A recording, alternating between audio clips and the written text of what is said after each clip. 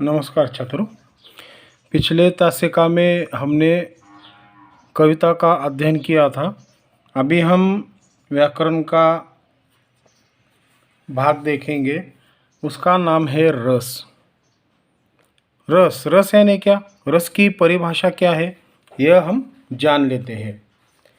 रस का शाब्दिक अर्थ है आनंद। आनंद तो आपको मालूम है, मतलब खुशी, मतलब कितनी खुशी होती है, तो उसका मतलब ही रस कहा जाता है, या शाब्दिक अर्थ आनंद उसका कहा जाता है।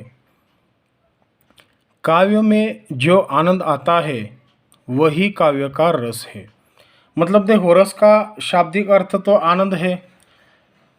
अगर कोई नाटक हो या कोई कथा हो, उसमें अगर आनंद नहीं होता है, या काव्य पंक्ति हो या उसमें आनंद नहीं होता है, तो वहाँ पर आपको रस नहीं होगा, मतलब रस बिल्कुल निकल जाएगा।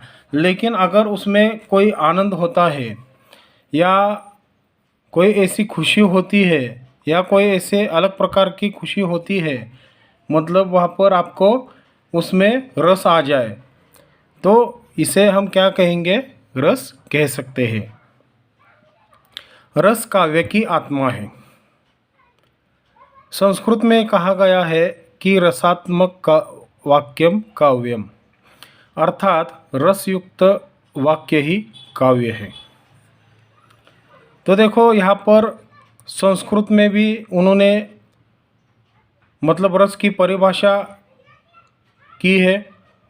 रसात्मक वाक्यम काव्यम, मतलब ये संस्कृत में वाक्य है, अर्थात मतलब इसका अर्थ है रसयुक्त वाक्य ही काव्य है।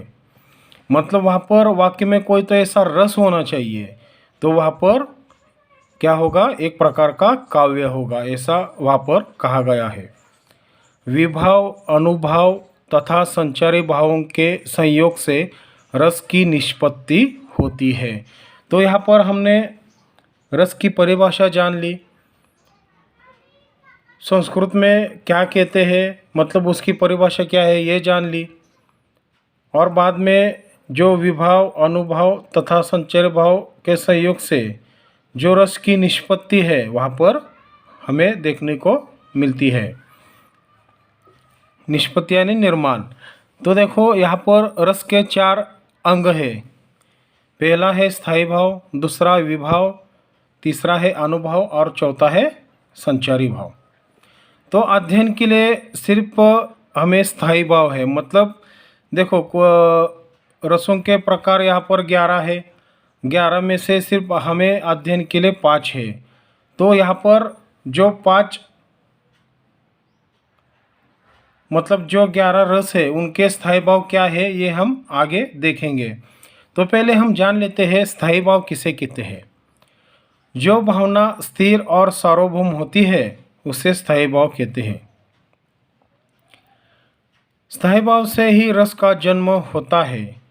स्थायी भाव 11 माने गए हैं और रसों की संख्या भी 11 मानी जाती है। तो देखो, ये जो स्थायी भाव है ये भावना स्थिर और सार्वभौम होती है। और बाद में उन्होंने एक महत्वपूर्ण बात कही है, मतलब क्या कि स्थायी भाव से ही रस का जन्म होता है, महत्वपूर्ण बात है। और बाद में उन्होंने जो स्थायी भाव है उन्होंने 11 माने हैं, और जो रसों की संख्या है पहले 9 थी, 9 से अब 11 हो गई। दूसरा है विभाव। विभाव किसे कहेंगे? जो व्यक्ति वस्तु अन्य व्यक्ति के हृदय में भाव जगाते हैं उन्हें विभाव कहते हैं। मतलब जो व्यक्ति कौन सी भी वस्तु हो या व्यक्ति हो उनके हृदय में अपनी जगह बना लेते हैं, या अपना भाव वहाँ पर जगाते हैं, मतलब प्रेम पूर्ण भाव ऐसा जगाते हैं, उन्हें विभाव कहते हैं। तीसरा है अनुभव। वे गुण और क्रियाएं जिनसे रस का बोध होता है उसे अनुभव कहते हैं। मतलब गुण तो सभी के अंदर होते हैं, क्रियाएं भी होती है, अलग अलग प्रकार की क्रियाएं हम करते हैं जिनसे क्या होता है, रस का बोध होता है, तो उसे अनुभव कहते हैं। संचारी भाव, संचारी भाव किसे कहेंगे? मन में संचरण करने वाले अर्थात आने जाने वाले भावों को संचारी भाव कहते हैं। मतलब देखो, मन में अलग अलग प्रकार के भाव आते हैं, मतलब वो वहाँ पर संचार करते हैं, आते जाते रहते हैं, तो उन भावों को क्या कहेंगे हम? संचारी भाव कहते हैं। मतलब मन में अलग अलग भाव आने लगते हैं, इस आने जाने वाले भावों को हम क्या कहेंगे? संचारी भाव कहेंगे। तो यहाँ पर हमें रसों के प्रकार जानने हैं और सिर्फ हमें अध्ययन के लिए 5 ही प्रकार है। तो हम क्या करते हैं, पहले 11 रसों के नाम जान लेते हैं। तो रसों के प्रकार 11 है। पहला है श्रृंगार रस। श्रृंगार रस को रसों का राजा कहते हैं।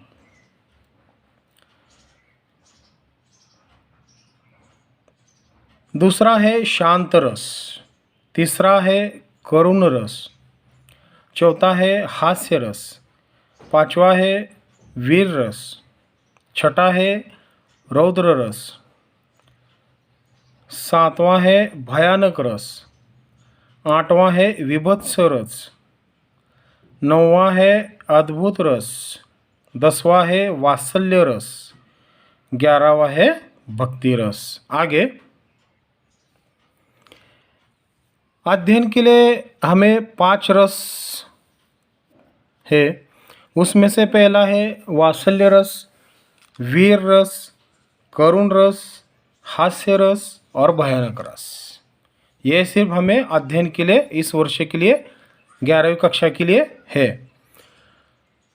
रस और उनके स्थायी भाव, मतलब हम क्या कर सकते हैं, उनके स्थायी भाव जान सकते हैं। मतलब हमें सिर्फ अध्ययन के लिए 5 ही रस है, लेकिन हम क्या करते हैं, अपने ध्यान में रखने के लिए या अपने जानकारी के लिए हम क्या करते हैं, 11 रसों के स्थायी भाव हम देखते हैं। पहला है श्रृंगार रस, उसका स्थायी भाव है रति यानी प्रेम। दूसरा है शांत रस, निर्वेद, स्थायी भाव है निर्वेद। निर्वेद का अर्थ है ग्लानि, खेद। तीसरा है करुण रस, इसका स्थायी भाव है शोक। शोक का अर्थ मालूम है, मतलब ये दुख भरी दास्तां, ऐसा वहाँ पर कह सकते हैं। हास्य रस, उसका स्थायी भाव है हास। वीर रस, उसका स्थायी भाव है उत्साह। रौद्र रस, उसका स्थायी भाव है क्रोध। 7वां है भयानक, उसका स्थायी भाव है भय। 8वां है विभत्स रस, उसका स्थायी भाव है घृणा, जुगुप्सा। 9वां है अद्भुत रस, उसके स्थायी भाव है आश्चर्य। 10वां है वात्सल्य, उसके स्थायी भाव है ममत्व। और 11वां है भक्ति, उसके स्थायी भाव है अनुराग यानी भक्ति प्रेम। तो यहाँ पर हमने रस और उनके स्थायी भाव की जानकारी यहाँ पर देखी है। हम 1 अंकों के लिए यह सवाल पूछ सकते हैं, मतलब श्रृंगार रस का स्थायी भाव कौन सा है या भयानक रस का स्थायी भाव कौन सा है, 1 अंक के लिए हम पूछ सकते हैं। आगे है रसों के प्रकार अध्ययन के लिए। वहाँ पर हमने पहला देखेंगे वात्सल्य रस। वात्सल्य रस की परिभाषा क्या है? जब काव्य में अपनों से छोटों के प्रति स्नेह या ममत्व का भाव प्रकट होता है, वह वात्सल्य रस का निर्माण होता है। तो देखो, वहाँ पर कोई भी व्यक्ति हो, अगर हम उसके प्रति ममत्व मतलब अपने प्यार से, मतलब अपनी ममता से या प्यार से हम क्या करते हैं, भाव प्रकट करते हैं। ममत्व यानी प्यार भरा भाव ऐसा प्रकट करते हैं, तो वहाँ पर क्या होता है, वात्सल्य रस।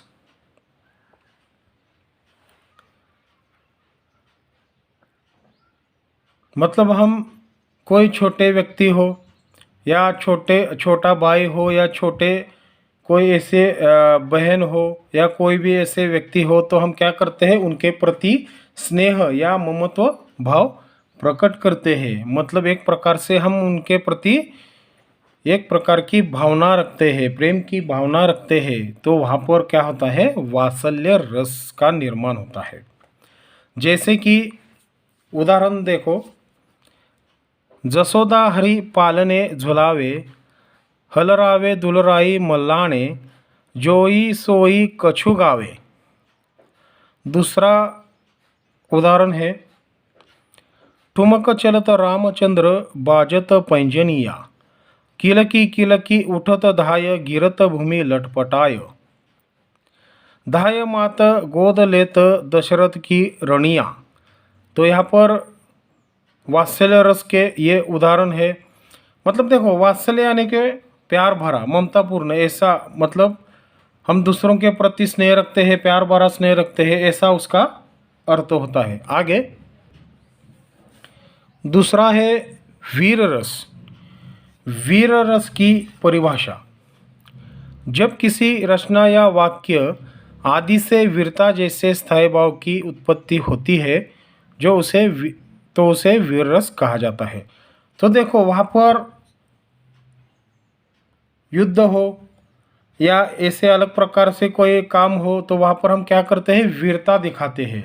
मतलब ये क्या करते हैं, स्थायी भाव की उत्पत्ति होती है, वहाँ पर वीरता जैसे शब्दों की उत्पत्ति होती है, तो उसे वीर रस कहा जाता है। मतलब कोई भी वहाँ पर रचना या वाक्य हो, वहाँ पर वीरता जैसे स्थायी भाव को वहाँ पर निर्माण करते हैं या उसे वहाँ पर रखते हैं, तो उसे हम वीर रस कह सकते हैं। जैसे कि उदाहरण, साजी चतुरंग सैन अंग में उमंग धरी, सरजा शिवाजी जंग जीतन चलत है, भूषण भणत नाद बिहद नगारन के, नदी नद मद गैबरन के रलत है। दूसरा उदाहरण है, दूर फिरंगी को करने की सबने मन में ठानी थी, चमक उठी सन 57 में वह तलवार पुरानी थी, बुंदेले हर बोलो के मुँह हमने सुनी कहानी थी, खूब लड़ी मर्दानी वह तो झांसी वाली रानी थी। तो यहाँ पर देखो, वीरता मतलब न डरते हुए, मतलब देखो झांसी की रानी यहाँ पर अपने दम पर वो लड़ने के लिए गई थी, मतलब एक वीरता जैसे उनमें ऐसी शक्तियाँ आ गई थी। तो इसे वीरता का ये उदाहरण उन्होंने दिया है। आगे करुण रस। करुण रस किसे कहेंगे? तो यहाँ पर इस रस में किसी अपने का विनाश या अपने का वियोग, द्रव्यनाश एवं प्रेमी से सदैव दूर चले जाने से जो दुख या वेदना उत्पन्न होती है, उसे करुण रस कहते हैं। तो देखो, अगर हमें छोड़कर कोई प्रिय व्यक्ति यहाँ अपनों से चली जाती है या उसका कोई विनाश या उसका निधन हो जाता है या वो मर जाता है, तो वहाँ पर दुख से या मरने से वो क्या करती है, अपनी वेदना वहाँ पर जगाती है या वहाँ पर निर्माण होती है। मतलब वहाँ पर हमें बहुत ही दुख होता है। अगर कोई प्रिय व्यक्ति दूर चली जाती है, तो यहाँ पर हम क्या करते हैं, उस दुख में तड़पते रहते हैं या वेदना से वहाँ पर कोई दुख वहाँ पर उत्पन्न होता है, तो उसे हम क्या कहेंगे, करुण रस कहते हैं। जैसे कि अपना जीवन हाय तुम्हारी यही कहानी, आंचल में है दूध और आँखों में पानी, वह आता दो टुक कलेजे के करता, पछताता पथ पर आता, पेट पीठ दोनों मिलकर है एक, चल रहा लकुटिया टेक, मुट्ठी भर दाने को भूख मिटाने को, मुँह फटी झोली फैलाता। तो देखो, यहाँ पर बहुत ही अच्छे तरीके से काव्य दिए हैं। मतलब करुण रस किसे कहेंगे, ये वहाँ पर बताया है। तो नीचे उदाहरण भी दिए हैं। आगे चौथा है हास्य रस। हास्य रस किसे कहेंगे उसकी परिभाषा है, जब काव्य में किसी की विचित्र वेशभूषा, अटपटी आकृति, क्रियाकलाप, रूप रंग, वाणी एवं व्यवहार को देखकर, सुनकर, पढ़कर हृदय में हास्य का भाव उत्पन्न होता है, वहाँ हास्य रस की निर्मिति होती है। तो देखो यहाँ पर हास्य रस में अलग अलग प्रकार की लोग वेशभूषा करते हैं, रंग रूप के करते हैं, मतलब उसका बोलने का ढंग कैसा है, चलने का ढंग कैसा है, यह देखकर पढ़कर जो क्रिया वो करते हैं वो क्या होते हैं, हृदय में एक प्रकार की हास्य की भावना रख जाते हैं या वहाँ पर भर देते हैं। तो उस प्रकार से वहाँ पर क्या होता है, हास्य की निर्मिति होती है। तो देखो कई लोग कोई ऐसा जोक सुनाते हैं या चुटकुला सुनाते हैं, चुटकुला सुनाने के बाद मतलब उसके चेहरे पर से हाव भाव कैसे है ये देखकर सामने का व्यक्ति क्या करता है, हंसने लगता है। तो वहाँ पर क्या होता है, उनके मन में हास्य का भाव वहाँ पर उत्पन्न होता है या निर्माण होता है।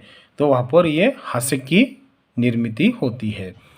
जैसे कि तंबूरा ले मंच पर बैठे प्रेम प्रताप, साज मिले 15 मिनट घंटा भर आलाप राग में मारा गोता, धीरे धीरे खिसक चुके थे सारे श्रोता। मैं ऐसा शूरवीर हूँ, पापड़ तोड़ सकता हूँ, अगर गुस्सा आ जाए तो कागज मरोड़ सकता हूँ। मतलब देखो वहाँ पर ऐसे हास्य भरे काव्य है, वहाँ पर लोगों को हंसी अवश्य आएगी। आगे अंतिम भयानक रस, इसकी परिभाषा है, जब किसी भयानक या बुरे व्यक्ति या वस्तु को देखने या उससे संबंधित वर्णन करने या किसी दुखद घटना का स्मरण करने से मन में जो परेशानी उत्पन्न होती है उसे भयानक रस कहते हैं। तो देखो यहाँ पर कोई भयानक वस्तु हो या भयानक व्यक्ति हो या किसी दुखद घटना का स्मरण उसके मन में आता है या कोई घटना उसको सताती है, मन में सताती है, यानी मन में बाधा उत्पन्न करती है, मतलब परेशानी करती है, मन को क्या करती है, विचलित करती है। तो वहाँ पर क्या होता है, भयानक रस होता है, मतलब वहाँ पर भयानक रस उसे कहते हैं। जैसे कि प्रथम टंकारी झुकी झारी संसार मद, चंड को दंड रहियो मंडी नवखंड को, चाली अचला अचल गाली, दिगपाल बल पाली, ऋषिराज के वचन प्रचंड को, बांधी बर स्वर्ग को सांदी, अपवर्ग धनु भंडा को, शब्द गयो भेदी ब्रह्मांड को। मतलब देखो ये भयानक रस का उदाहरण है। आगे उधर गरजती सिंधु लहरिया, कुटिल काल के जालों सी, चली आ रही है फेन उगलती फन फैलाए व्यालों सी। तो यहाँ पर देखो ये जो पांचों रस है, ये पांचों रस आपको परिभाषा सिर्फ अपनी जानकारी के लिए पढ़ना है और इसमें क्या करना है, आपको वहाँ पर काव्य पंक्ति दी जाएगी। काव्य पंक्ति देने के बाद आपको पहचानना है ये कौन सा रस है, सिर्फ पहचानना है। तो ये सिर्फ आपको करना है। तो पहले तो आपको क्या करना है, सिर्फ ये पहचान कर रस का प्रकार लिखना है। तो बाकी के जो रस है आपके जानकारी के लिए है, मतलब स्थायी भाव क्या है, ये एक एक अंकों के लिए वहाँ पर पूछे जा सकते हैं। धन्यवाद।